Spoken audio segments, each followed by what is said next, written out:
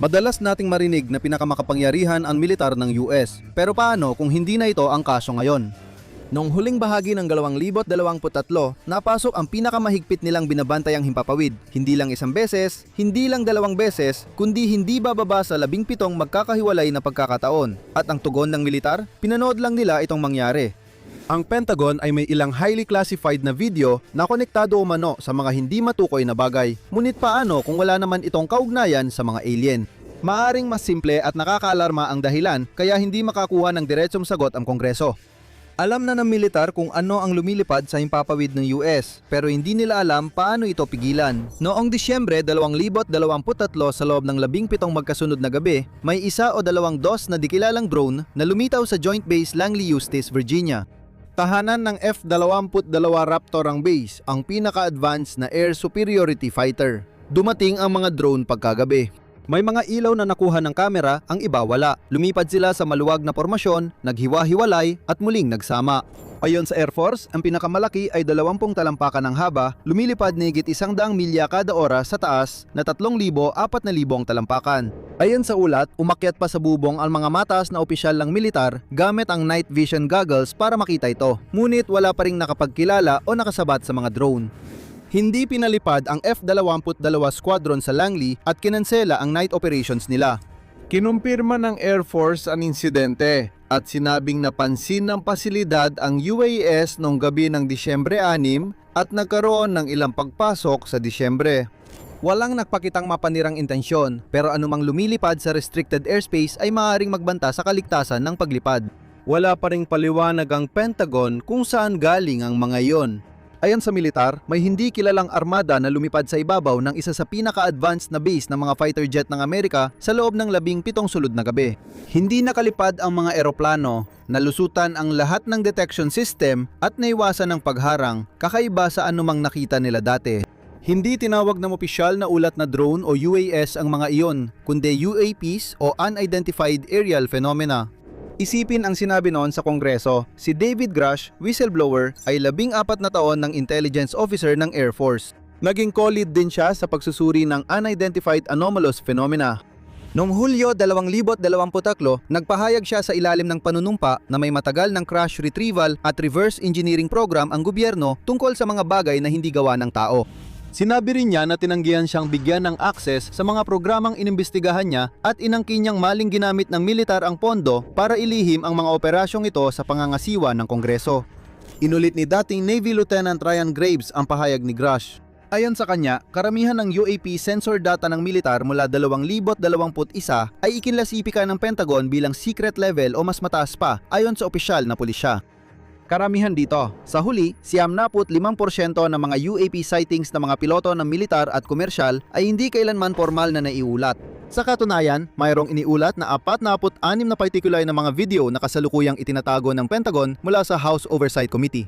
Nakukuha ito ng military sensor at kinuklasipika sa mga antas na pumipigil sa Kongreso na ma-access ang mga ito. Ayon sa ilang analyst, sinabing classified ang mga tape para maiwasan ang mass panic tungkol sa intelihensyang hindi tao dahil sobrang extraordinaryo ng footage na maaring magdulot ng kaguluhan kapag inilabas. Kung tunay na mula sa ibang mundo ang mga sasakyang ito, dapat pumasa sa masusing pagsusuri ang mga sikat na UAP clips pero hindi ito nangyayari. Ang gimbal video ang pinakasikat na UAP ebidensya sa publiko. Opisyal na inilabas ng Pentagon noong 2020 ay naitala noong Enero 2015 gamit ang infrared sensor ng isang FA-18F Super Hornet sa Silangang Baybayin. Ang nakita ng mga manonood o mas tamang sabihin ang sinabi sa kanila na kanilang nakikita ay isang madilim na hugis itlog na bagay na umiikot ng tuloy-tuloy laban sa direksyon ng hangin. Walang makitang paraan ng pagpapaandar, pakpak o usok mula tambutso. Agad kumalat ang video. Sa video, narinig sa cockpit audio ng mga piloto na sinabing, tingnan mo yung bagay na yon, umiikot ito. Milyon-milyong tao ang nanood at nagkaisa sa konklusyon. Hindi mula sa mundong ito at hindi gawa ng tao ang kanilang nakikita. Hindi rin ipinaliwanag sa mga nanonood ang technical na konteksto ng paggawa ng imahe.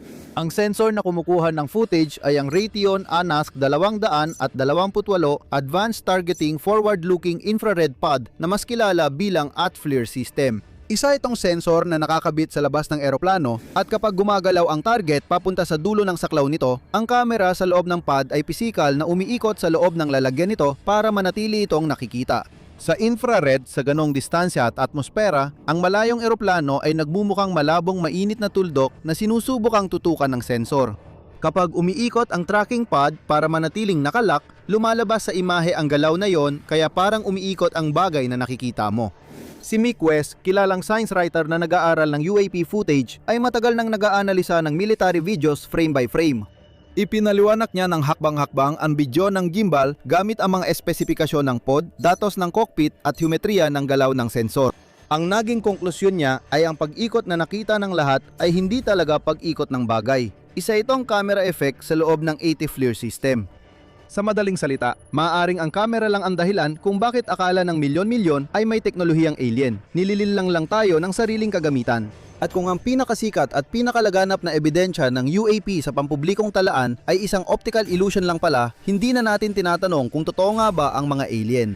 Ang tanong, ano nga ba ang nasa ibabaw ng Langley? O mas mahalaga, ano ang sinasabi nito tungkol sa depensa ng Amerika kung walang nakapigil dito?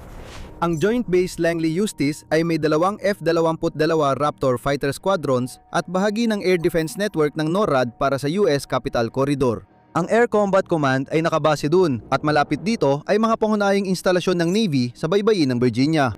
Sa estruktura ng depensa sa impapawid ng Amerika, isa ito sa pinakamahalaga sa loob ng kontinental na US. Nagsimula noong gabi ng Disyembre 6, 2023 at nagpatuloy ng 17 gabi hanggang Disyembre 23 dumating ang mga drone at alam nila ang ayos ng base. Pumapakita sila tuwing dapit hapon na mahirap makita at nahihirapan ng infrared sensor dahil sa init ng araw. Sama-sama silang lumilipad, naghihiwalay at muling nagsasama-sama. Karaniwan, ang pinakamalaking drone sa gabi ang unang lumilipad ng napakabilis na parang nagsasagawa ng reconnaissance. Kasunod, ang mas maliliit na unit. Hinabol sila ng lokal na pulisya sa Virginia gamit ang patrol car o naglakad at nagpakilos ng mga rekurso mula sa FBI at Department of Defense. Pati ang NASA ay nagpadala ng WB-57F High Altitude Research Aircraft para lumipad ng paikot sa Langley sa pagtatangkang makakuha ng datos mula sa itaas. Wala sa mga ito ang nagtagumpay. Gabi-gabi, mabilis nawawala ang mga drone tulad ng bilis ng pagdating nila. Sa umaga, makukumpirma lang ng base na may naroon, nagmasid sa kanila at saka umalis. Parang may dayuhang puwersang nagkampo sa likod ng Pentagon ng 2 linggo habang pinapanood ng mga gwardiya gamit ang binoculars. Sa panahong iyon, naka-ground lang sa base ang pinaka-advanced na fighter jet na Amerika. Hindi kayang isugal ng Air Force na magbanggaan ng F-22 at drone sa dilim. Ayon sa militar, hindi nila naharang o nawasak ang mga drone dahil sa legal na limitasyon sa pag-engage ng hindi kilalang UAP sa Amerika. Totoo ito sa technical na usapan. Bawal ng batas federal ang paggamit ng puwersa laban sa unmanned aircraft sa bansa para protektahan ang sibilyang aviation. Kapag pinabagsak ito at nalaman na pribadong sistema, posibleng magdulot ng seryosong legal at politikal na gulo. Ang mga patakarang iyon ay may saysay noon na drone ay laruan o pang-hobby pa lang. Hindi nagaanong may saysay ang mga patakaran yon kapag ang drone ay lumilipad sa ibabaw ng nuclear-capable air defense installation at hindi natutukoy o natatrack. Hindi pa nakakasabay ang legal na balangkas sa banta. Malinaw na naintindihan ng mga nagpapatakbo ng drone ang agwat ng pinapayagan ng batas at hinihingi ng sitwasyon. Nasa pagitan sila ng mga patakaran at kakayahan ng Amerika. Sino kaya ang eksaktong nakakaalam kung nasaan ang mga agwat na yon? Karaniwan sa pampublikong talakayan tungkol sa UAP, kapag mukhang imposible, iniisip ng marami na imposible talaga ito. Kapag may sensor na nagpakita ng bagay na biglang tumalon mula 0 hanggang Mach 20, iniisip ng tao na nangyari talaga ito. Mali sila. At ang pag-unawa kung bakit ito nangyayari ay mas mahalaga kaysa sa halos lahat ng bagay dito dahil binabago nito ang pananaw mo sa kung ano talaga ang nakikita mo. Maligayang pagdating sa mundo ng spoofing. Ang electronic warfare spoofing ay naglalagay ng maling signal sa radar at sensor para lumika ng ghost returns. Ito ay mga pagbabasa na lumalabas sa screen bilang totoong contact pero wala namang physical na bagay sa tinukoy na lokasyon.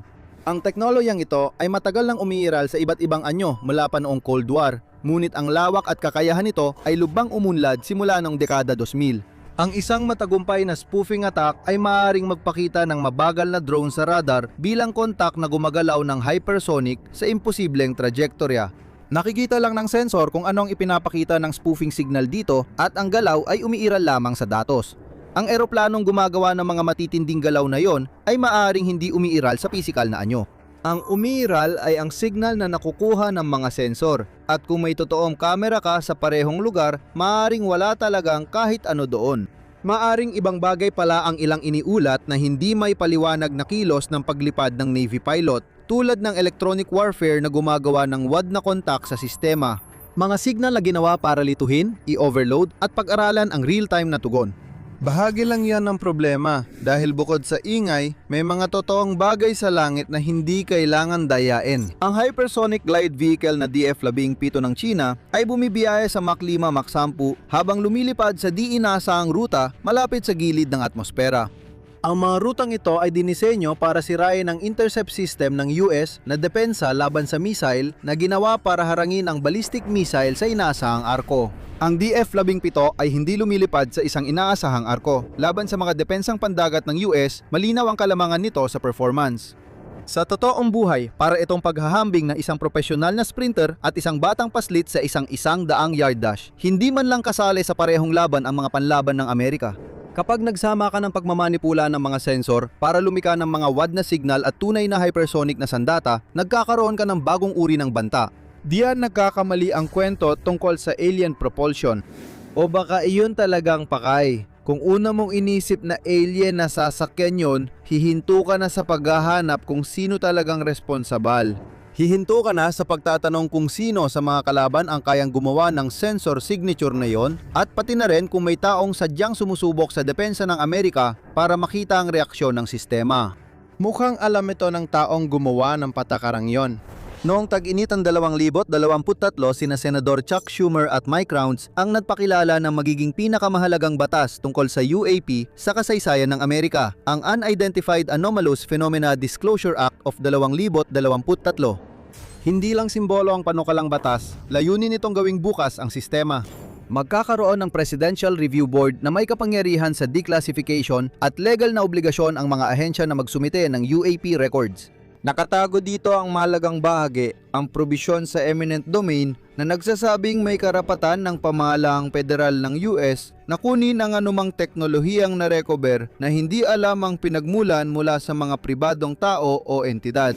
Kasama ang biological sample na posibleng hindi tao o hindi galing daigdig.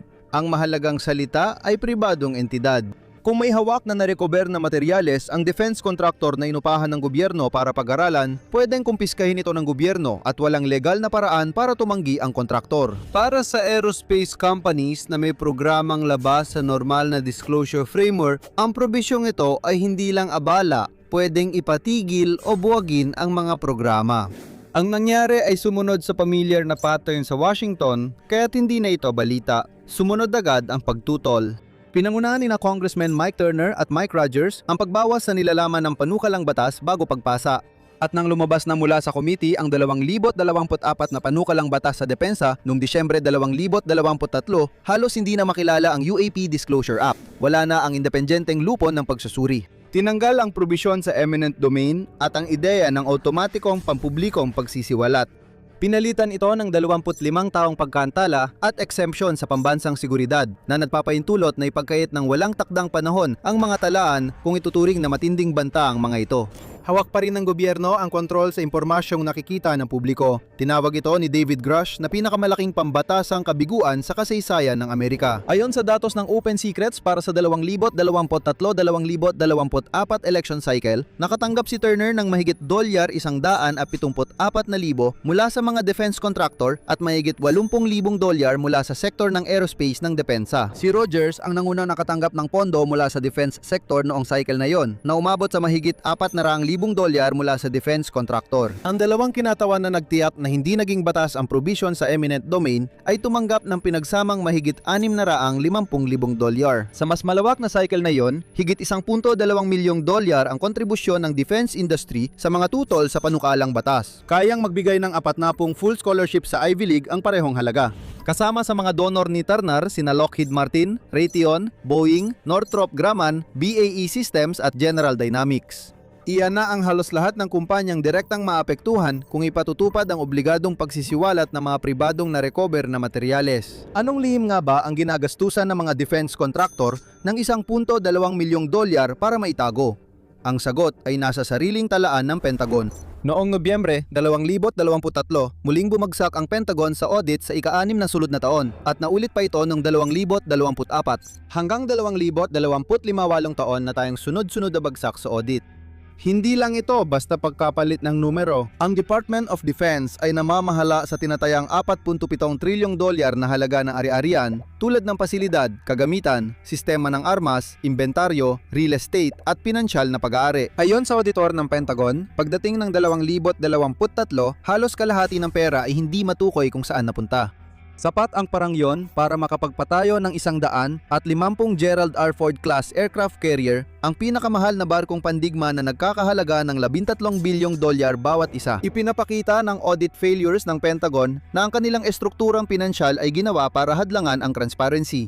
Ang Special Access Program SAP ang pinakamataas sa estruktura, mga classified na pananaliksik at defense program na hiwalay sa karaniwang proseso ng pagbili at pangangasiwa. Pinopondohan ang mga ito gamit ang mga lihim na mekanismo sa budget. Kinumpirma ng Inspector General ng Pentagon ang pag-iral ng mga hindi kinikilalang SAP.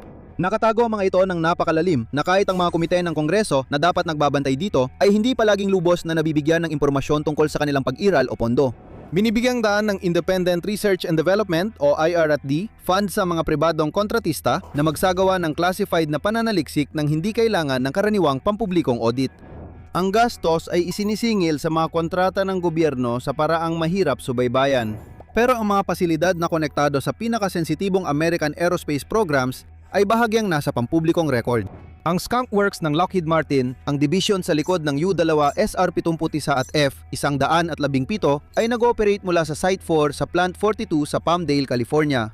Pag-aari ito ng gobyerno at inuupahan ng defense contractor. Dito rin ginawa ng Northrop Grumman ang B-2 Spirit stealth bomber.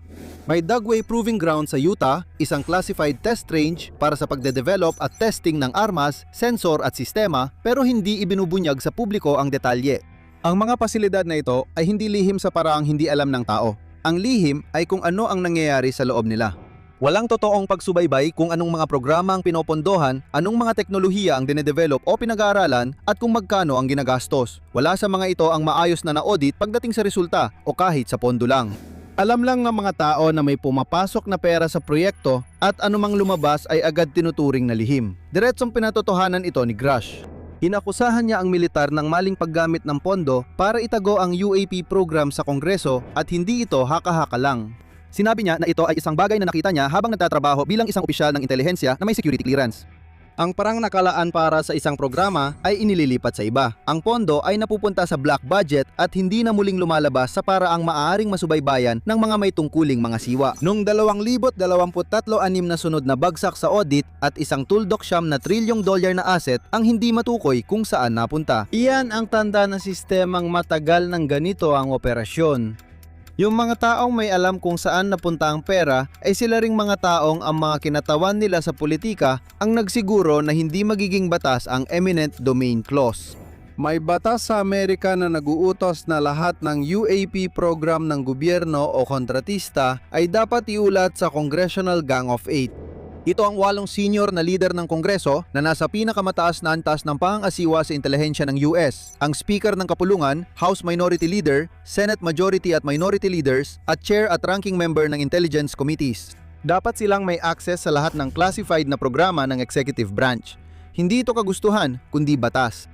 Ang ebidensya sa harap ng Kongreso na inilahad ni Grush at pinagtibay ng iba pang mga saksi ay nagpapahiwatig ng mga programang may kaugnayan sa UAPs ay tumatakbo nang hindi nagbibigay ng kinakailangang abiso. Ang umiiral na teorya ay hindi naantala ang abiso. Naging sapat na otonomo, may sariling pondo at naiwalay sa karaniwang mekanismo ng pangangasiwa ang mga sistemang nakapaligid sa mga programa. Ang komunidad ng intelihensya ay hindi gumagana sa loob ng konstitusyonal na balangkas, kundi sa paligid nito. Ito mismo ang dahilan kung bakit nilikha ang probisyon ng Gang of Eight upang maiwasan ito. Walang programa, anuman ang antas ng klasifikasyon o pagiging sensitibo nito, ang maaring gumana ng hindi alam ng kahit 8 sa mga halal na kinatawan na may pananagutan sa mamamayang Amerikano. Kapag nalampasan ng proteksyon, hindi na lang ito usapin ng klasifikasyon. Ang natitira ay isang sistemang nasa loob mismo ng estado na gumagawa ng malalaking desisyong pinansyal at estratehiko na halos walang kalinawan at kakaunti ang pananagutan sa demokrasya. Bigla, ang isang entidad na sinusuportahan ng gobyerno ay maaring gumastos ng napakalaking halaga ng pera nang walang nakakaalam o may kakayahang kontrolin kung saan ito napupunta. Kaya nawawala ang pera. Kompromiso na ang airspace. Ang mga halal na kinatawan ay hindi binibigyan ng akses sa mga programang legal na dapat nilang alam. Iba naman ang kwento para sa publiko. Sinasabi sa atin na ang tanging paliwanag ay ang karamihan sa mga UAP o mga kaganapang may kaugnayan sa UAP ay posibleng ebidensya ng katalinuhang dayuhan na nagmumula sa labas ng daigdig. Ito ang kwentong pinapakalat ng Kongreso at gobyerno. Madali mang makikita kung gaano ito kumbinyente sa kanila. Dinisenyo ito para pigilan ang makatwirang pagtatanong sa nangyayari sa loob o paligid ng mahahalagang pasilidad ng depensa sa US. Dito papasok ang huling bahagi ng palaisipan. Kung ang lumilipad na sasakyan sa Langley ay galing sa ibang planeta, bakit akma ang kwento ng Pentagon sa interes ng mga kontratista ng depensa dito sa mundo? At ano nga ba, sa huli, ang tunay na banta? Narito ang tunay na ipinapakita ng ebidensya na pinagsama ng walang salaan ng naratibong binuo sa paligid nito. Hindi itinago ang 46 classified na video mula sa House Oversight Committee para pigilan ang takot ng publiko tungkol sa extraterrestrial na katalinuhan. Itinatago ang mga ito dahil sa ibinubunyag ng mga ito tungkol sa kalagayan ng kakayahang militar ng Amerika sa pinakasensitibong himpapawid na hawak ng bansang ito. Malinaw sa mga tape na hindi ito mga sasakyang galing ibang galaksi. Ang ipinapakita ng mga ito ay high definition na sensor grade na kuha ng isang unmanned system ng kalaban na nakakakilos sa loob ng pinaghihigpitang himpapawid ng US nang walang pumipigil dito. Ang insidente sa Langley ang pinakanakikitang halimbawa ng padron na ilang taon nang nangyayari sa maraming sensitibong instalasyon. Ang naratibo ay UAP ito at dapat iklasipika para sa ibang ahensyang hahawak dito bilang kakaibang bagay at bahagi ng paghahanap sa buhay na extraterrestrial. Ngunit, ang konklusyong yon ay isa lamang sinadyang estratehiya sa komunikasyon. Isa itong sinadyang unti-unting pagpapakawala ng impormasyon. Tinatakpan lang ng kwentong yon ang totoong problema at may dahilan kung bakit. Hindi natin alam kung anong mga ito kaya napipigilan ang pananagutan na parang nakalusot ang mga drone ng China sa Langley ng 17 gabi at hindi natin napigilan.